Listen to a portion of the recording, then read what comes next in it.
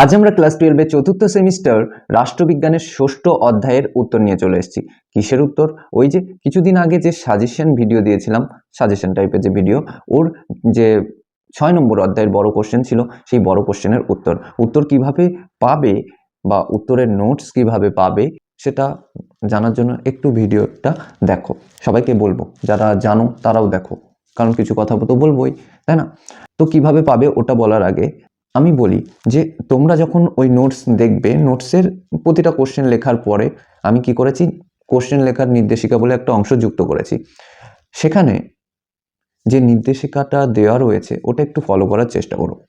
আমি আগের ভিডিওতে এই কথাটা, অর্থাৎ এই নির্দেশিকার কথা বলতে ভুলে গেছিলাম, বলে দেওয়া উচিত ছিল, ভুলে গেছিলাম, তো এবার বলে দিলাম।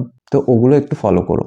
আমি চেষ্টা করেছি প্রতিটা প্রশ্ন একেবারে সহজভাবে লেখার, অর্থাৎ প্রশ্নের উত্তরগুলো একেবারে সহজভাবে লেখার। দেখি কতটা কি হয়। আর বাকি কথা তো আমি অলরেডি আগের ভিডিওতে বলে দিয়েছি, কিছু যে কথাগুলো তোমাদের সঙ্গে শেয়ার করার দরকার ছিল। যাই হোক, তোমাদের যে সমস্ত টপিক নিয়ে একটু গোলমাল মনে হচ্ছে একটু কমেন্ট করো, কমেন্ট করে আমাকে জানাও, যাতে আমি সেই টপিকের ওপরে ক্লাসটা নিয়ে নিতে পারি, কারণ সময়টা কম আছে। আর বাকি তো কথা আমি আগের ভিডিওতে বলে দিয়েছি। যারা দেখেছো তারা অনেকে কমেন্ট করেছো, অনেকে করনি। যারা করনি আমি ভাববো যে তাদের কোনো প্রবলেমই নেই। তো টপিকগুলো বলো, ওকে? তো আজকে এই পর্যন্তই, সঙ্গে থাকার জন্য ধন্যবাদ। আর হ্যাঁ, পরিবারে যদি এখনও যুক্ত না হয়ে থাকো, সাবস্ক্রাইব করে যুক্ত হয়ে যাও, আর বন্ধুদের কাছে শেয়ার করতে একদম ভুলো না, ওকে?